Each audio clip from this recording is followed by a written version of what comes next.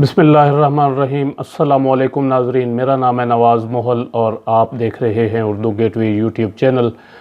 नाज़रीन कराम, 27 सितंबर 2019 अक़वाम मुत्तहिदा और अक़वाम आलम की तारीख़ में एक यादगार दिन के तौर पर देखा जाएगा और इसकी वजह होगी वज़ीर आज़म पाकिस्तान इमरान ख़ान की तकरीर। मैंने अपनी ज़िंदगी में बहुत से लीडर्स की तकरीरें सुनी हैं, आपने भी सुनी होगी। पाकिस्तान की तारीख़ में फ़ील्ड मार्शल अय्यूब ख़ान दबंग अंदाज में बोलते थे अपने फ़ौजी पस मंज़र की वजह से। ज़ुल्फ़िकार अली भुट्टो भी बेहतरीन एक अवामी स्पीकर थे और उन्होंने जो तकरीर की थी जनरल असम्बली में फॉल ऑफ ढाका के वक्त 16 दिसंबर 1971 के एक दो दिन बाद, वो भी एक यादगार तकरीर थी जिसमें जज्बातियत बहुत ज़्यादा थी और तकरीर के आखिर में उन्होंने अपने सामने पड़े हुए कागज़ात को फाड़ डाला था। बेनज़ीर भुट्टो भी एक अच्छी स्पीकर थी। इसी तरह ज़ियाउल हक और परवेज़ मुशर्रफ, इन सब लीडर्स को अक़वाम मुत्तहिदा की जनरल असम्बली में तकरीर करने का मौका मिला, पाकिस्तान और इस्लाम की नुमाइंदगी करने का मौका मिला, लेकिन इनमें से कोई भी लीडर काबिल ज़िक्र तकरीर डिलीवर नहीं कर सका।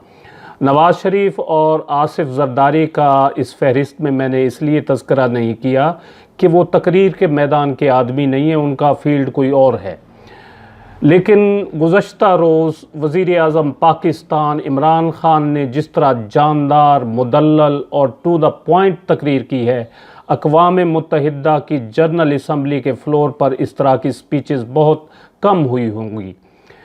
इमरान ख़ान ने क्लाइमेट चेंज, मनी लॉन्ड्रिंग के मसाइल के साथ साथ पाक भारत ताल्लुकात, मसला कश्मीर और इस्लामोफोबिया पर बात की, लेकिन उनकी तकरीर का मरकज़ी नुक्ता नामूस रिसालत सल्लल्लाहु अलैहि वसल्लम का तहफ़्फ़ुज़ और मसला कश्मीर था। वज़ीर आज़म ने कहा कि 1.3 अरब मुसलमान इस दुनिया में रहते हैं जो कि यूरोप और अमेरिका में अक़लियत में हैं। 9/11 के बाद इस्लामोफोबिया फैला, बाज़ ममालिक में मुसलमान ख़वातीन का हिजाब पहनना जो है वो मायूब ठहरा।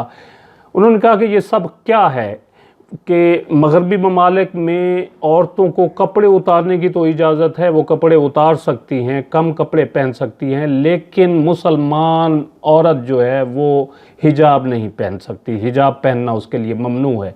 ये सब इस्लामोफोबिया है और इस्लाम सिर्फ़ एक ही है जो कि हमारे नबी अकरम सल्लल्लाहु अलैहि वसल्लम ने हमें दिया है। कुछ मग़रबी लीडरों ने इस्लाम को दहशतगर्दी से नत्थी कर दिया है, जिसकी वजह से इस्लामोफोबिया फैला और इसमें इजाफ़ा मुसलमानों के लिए भी ख़तरनाक है। अफसोस की बात है कि बाज़ मग़रबी ममालिक के सरबराहान इस्लाम परस्ती और बुनियाद परस्ती के अल्फाज इस्तेमाल कर रहे हैं, हालांकि दहशतगर्दी का उन्होंने कहा कि किसी भी मज़हब से कोई ताल्लुक़ नहीं है। वज़ीर आज़म ने मज़ीद कहा कि 9/11 से पहले तामिल टाइगर्स खुदकुश हमले करते थे इंडिया में और ये तामिल टाइगर्स हिंदू थे, लेकिन किसी ने उनकी दहशतगर्दी को मज़हब से नहीं जोड़ा और ये नहीं कहा कि हिंदू दहशतगर्द मज़हब है। लेकिन 9/11 के हमलों के बाद इस्लाम को दहशतगर्दी से जोड़ दिया गया। उन्होंने कहा कि नबी अकरम सल्लल्लाहु अलैहि वसल्लम ने रियासत मदीना कायम की जिसमें अक़लियतों और ख़वातीन को हकूक़ दिए गए। ये पहली फ़लाही रियासत थी जिसमें ग़ुलामी का ख़ात्मा हुआ और इन सब लोगों को उनके हकूक़ दिए गए। रियासत मदीना में हासिल शुदा टैक्स की रकम गरीबों पर ख़र्च की जाती थी। जब इस्लाम की तौहीन पर मुसलमानों का रद्द अमल सामने आता है तो उन्हें इंतहा पसंद कह दिया जाता है। मग़रिब को समझना चाहिए कि नबी अकरम सल्लल्लाहु अलैहि वसल्लम की तौहीन की कोशिश मुसलमानों के लिए एक बहुत बड़ा मामला है। जिस तरह होलोकॉस्ट के बारे में कहा जाता है तो यहूदियों को बुरा लगता है, इसी तरह जब नबी अकरम सल्लल्लाहु अलैहि वसल्लम के बारे में कोई गुस्ताखाना बात की जाती है तो हम मुसलमानों को भी बहुत बुरा लगता है, हम उसको महसूस करते हैं दिल से। और ये आज़ादी इजहार राय नहीं है बल्कि दिल आज़ारी है। नाज़रीन कराम, मैं यहाँ पर यह ज़िक्र भी करना चाहूँगा कि बुग़्ज़ इमरान में मुब्तला कुछ लोगों ने सोशल मीडिया पर तकरीर से पहले एक कैंपेन भी चलाई اور طرح طرح کی فیک نیوز پھیلائی گئیں کہ عمران خان کی تقریر روکنے میں بھارت کامیاب ہو گیا، عمران خان تقریر نہیں کر سکیں گے۔ اسی طرح یہ خبر بھی پھیلائی گئی کہ عمران خان نے جنرل اسمبلی کا بائیکاٹ کر دیا وغیرہ وغیرہ۔ لیکن آپ نے دیکھا کہ عمران خان نے تقریر بھی کی، کوئی بائیکاٹ نہیں کیا، بلکہ پاکستان، اسلام اور کشمیر کا مقدمہ دنیا کے سامنے رکھا۔ اس قسم کی خبر پھیلانے والوں کو شرم آنی چاہیے۔